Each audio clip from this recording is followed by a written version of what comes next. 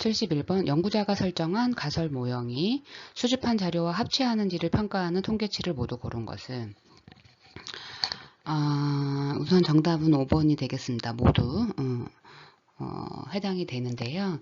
우선 한 지표들씩 보면 CFI 비교적 적합지수로 모형의 적합도를 평가하는 지표고 1에 가까울수록 더 나은 모델 적합을 의미합니다. TLI 터커 루이스 지수고 모형의 적합도를 평가하는 지표로 1에 가까울수록 더 나은 모델 적합을 나타냅니다. 카이 제곱과 자유도 GF 모델의 적합도를 평가하는 지표로 값이 작을수록 더 나은 모델 적합을 의미합니다. RMR은 평균 제곱 잔차로 관찰된 데이터와 모형이 예측한 값 사이의 차이를 평가하는 지표고요. 값이 작을수록 더 나은 모델 적합을 나타냅니다. RMSEA 근사한 평균 제곱 오차로 관찰된 데이터와 모형이 예측한 값 사이의 차이를 평가하는 지표죠. 값이 작을수록 더 나은 모델 적합이 의미합니다. 이 지표들 모두 다 각각의 관점에서 모형이 실제 데이터와 얼마나 잘 맞는지를 평가하고요. 모두 모형 적합도를 평가하는 데 중요한 역할을 합니다. 따라서 연구자가 설정한 가설 모형이 수집한 자료와 얼마나 잘 맞는지를 평가하는 통계치로 모두 선택할 수가 있어서 답은 5번이 되겠습니다.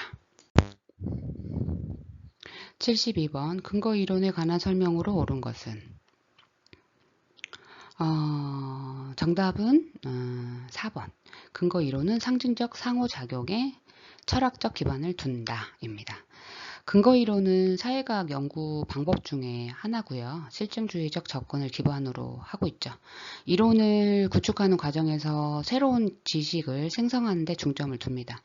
근거 이론은 특징이 있는데 한번 볼게요. 첫 번째, 실증주의적인 접근이 있고 그래서 근거 이론은 실증주의적 연구 방법에 속하고 경험적 자료를 중심으로 이론을 개발하고 검증한 접근을 취합니다. 또 상징적 상호작용론이 있는데 근거 이론은 상징적 상호작용론의 철학 기반을 두고 있고요. 이는 개인이 사회적 상호작용 속에서 의미를 생성하고 행동하는 과정을 중시하는 이론적 관점인 거죠. 세 번째, 이론 생성과 탐색. 근거 이론은 연구 과정에서 자료를 분석하고 개념들을 생성해 나가는 과정을 포함합니다. 초기 코딩, 축 코딩, 선택 코딩 등의 단계를 거쳐 이론을 구축해 나가는 거죠.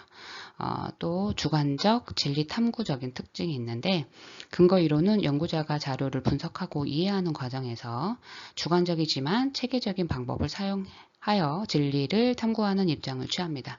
이는 실증주의적 연구에서 주관적 경험과 개인적 의미를 중요시하는 점에서 차별화될 수 있습니다.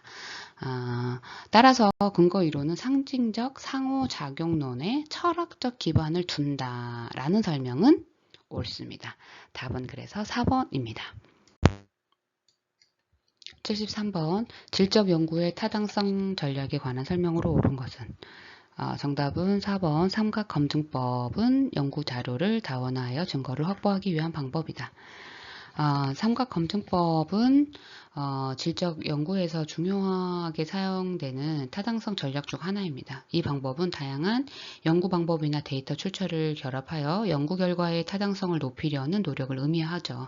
주로 사용되는 삼각검증법에는 자료 삼각검증, 연구자 삼각검증, 이론 삼각검증이 있는데요.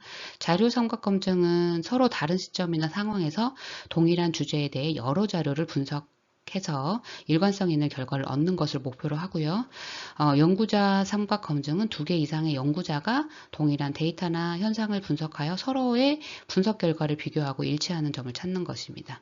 이론 삼각 검증은 서로 다른 이론적 관점에서 동일한 현상을 해석하고 다양한 이론적 접근 방식을 사용하여 결과를 검증하는 거죠. 이처럼 다원화된 접근은 연구의 신뢰성과 타당성을 높이는 데 기여하고요.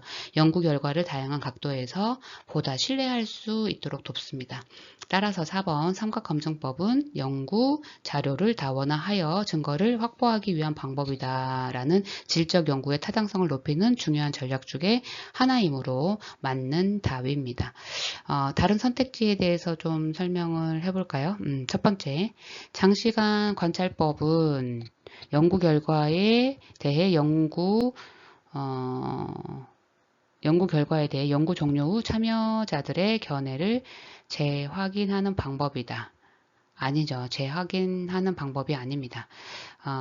장시간 관찰법은 연구 과정에서 참여자들을 오랜 기간 동안 관찰하고 데이터를 수집하는 방법을 말합니다. 이 방법은 참여자들의 행동이나 상호작용을 깊이 있게 이해하고 깊이 이해하고 이를 기록하는 데 사용을 하기 때문에 재확인하는 방법이 아닙니다. 두 번째, 동료 검토법은 연구자의 편견을 동료들과 독자들에게 명확하게 알리는 방법이다 라고 말했지만 알리는 방법이 아닙니다. 동료 검토법은 연구 결과나 분석 과정을 동료 연구자들이나 전문가들에게 제출하여 독립적으로 검토하고 평가받는 과정을 의미합니다. 이 과정은 연구의 타당성과 신뢰성을 강화하기 위해 사용됩니다. 세 번째, 외부 감사는 연구자들이 장기간에 걸쳐 연구를 수행하는 방법이다. 아닌 거죠. 외부 감사는 연구 과정이나 결과를 외부 전문가나 기관이 독립적으로 검토하고 검증하는 절차를 의미하거든요. 이는 연구의 과학적 타당성과 결과의 신뢰성을 확보하는 데 중요한 역할을 하지만 장기간에 걸쳐 연구를 수행하는 방법은 아닙니다. 다섯 번째, 연구 참여자 확인법은 연구 주제 및 방법에 식견이 있는 외부 연구자들에게 연구 검토를 요청하는 방법이다. 아닙니다. 연구 참여자 확인법은 연구 참여자들에게 연구 결과를 제공하고 그들의 이해와 합리성을 확인하도록 요청하는 과정을 말하거든요. 이는 연구의 결과의 해석과 이해를 개선하고 연구 참여자들의 관점을 적극 반영하기 위한 방법입니다. 따라서 연구 결과 검토를 요청하는 방법이 아닌 거죠. 그래서 73번의 답은 4번이 되겠습니다. 74번 다음 표는 학부모와 학생의 선호하는 상담 프로그램 회기수의 차이를 보여주는 자료이다. 10회기를 선호하는 학부모와 20회기를 선호하는 학생의 기대빈도의 합은 우선 기대빈도의 계산 방법은 하단에 동그라미 원에 있는 방법이 명시되어 있죠. 이 방법대로 대입을 하면 되는데요. 한번 주어진 데이터를 보도록 하겠습니다. 전체 합계가 250명, 10회기를 선호하는 학부모 20명, 10회기를 선호하는 사람 전체 50명, 20회기를 선호하는 사람 전체 90명, 학부모 전체 100명, 학생 전체 150명이네요. 그래서 공식에 대입을 해보면 첫 번째, 10회기를 선호하는 학부모의 기대 빈도는 분자 100 곱하기 50, 분모 250 따라서 20이 되네요. 두 번째, 20회기를 선호하는 학생의 빈도는 분자 150 곱하기 90, 분모는 250 따라서 54. 문제에서 기대 빈도의 합을 구하라 했으니 20과 54를 더하면 답이 되겠죠. 답은 74. 따라서 74번의 정답은 번호와 일치하게 74네요.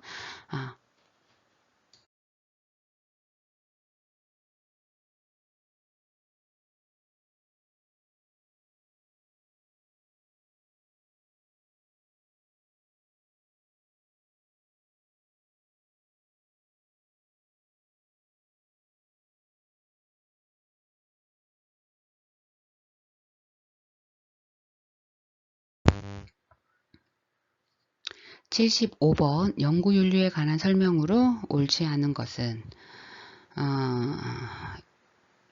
답은 3번입니다. 연구자는 연구 결과의 타당성을 증가하기 위해 연구 참여로 인한 위험을 참여자에게 사전에 알리지 않는다. 이 내용은 연구윤리에 반하는 내용입니다.